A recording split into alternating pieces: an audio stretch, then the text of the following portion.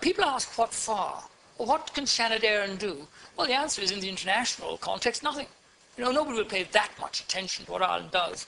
But the reason I looked for a recall of the Senate was because I remember being in Palestine some years ago, in an area that was heavily controlled by the Israelis, and I said to my Palestinian hosts, you know, there's nothing I can do. You know, I will have no effect. And they said, but at least you will be a witness. You will be a record to our suffering, and we will not go unnoticed. And it's for that reason that I called for the recall of the Senate. I'm very sad. I mean, I'm not anti-Israeli, I'm not anti-Semitic.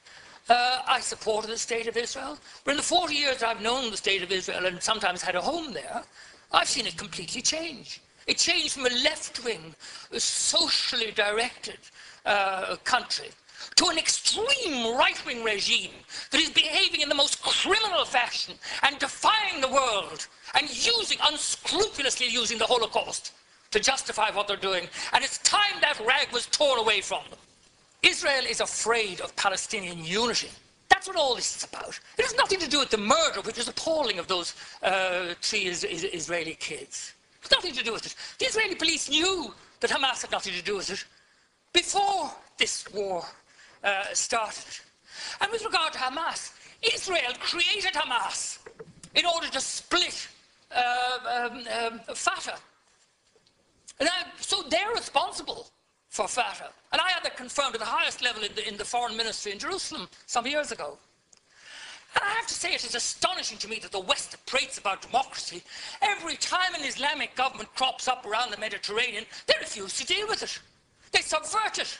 They destroy it. Where's the democracy in that? We may not like it. And America has a shameful role to play in this. Israel could not get away with these disgraceful acts of international piracy and brigandage if it wasn't for the protecting shadow of the United States of America. And I condemn President Obama for his utter inaction.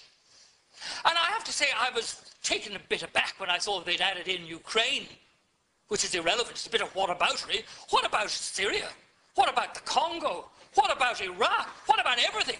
What we should focus on is the one thing it does, Minister, is it shows the extraordinary discrepancy.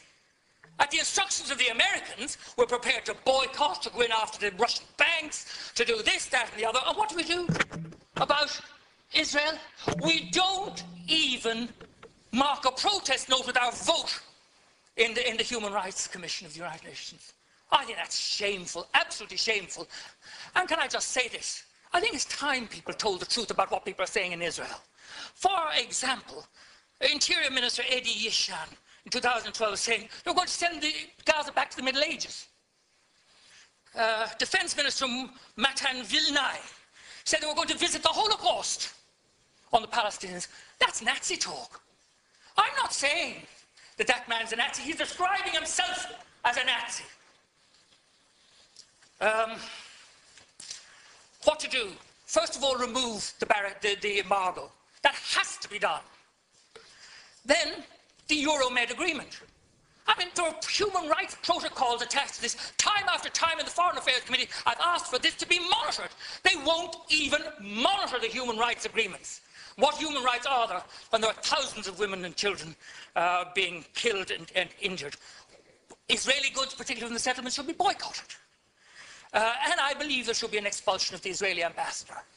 I delayed in saying this, but he has his fingers in his ears all the time. And he just repeats slogans from Jerusalem. 1 minute, thank you very much. I've had a very considerable volume of correspondence, 90% of it supporting the Israeli side.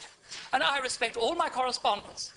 But it's obviously an organized campaign, and they all say, thank Ireland for voting the way they did at the UN. That tells you. And the Israeli spokesmen all mark you with South African, English, or American accents, talking about the land of Palestine. They all congratulate us as well. I believe that the United Nations should accept full and permanent responsibility for the welfare of the people of Gaza. And if that means an international force going in, that's fine. This country should explore the possibility of using our civilian services like the ESB to rebuild the only power station in Gaza. if I can end on this, I mean, cutting off the electricity to people who are squeezed into this appalling punishment camp, and then cutting back on the food imports and saying, and this is where I say it's nasty, saying they're placing the people of Palestine on a diet. What a contempt that shows for human beings. And we should stand against that contempt and with human rights. And I'm with human rights, whether they're Israeli, gay, women, black, whatever they are. I'm not changing my position. I'm not anti-Israel, I'm not anti-Semitic, but I am pro-human rights for every human.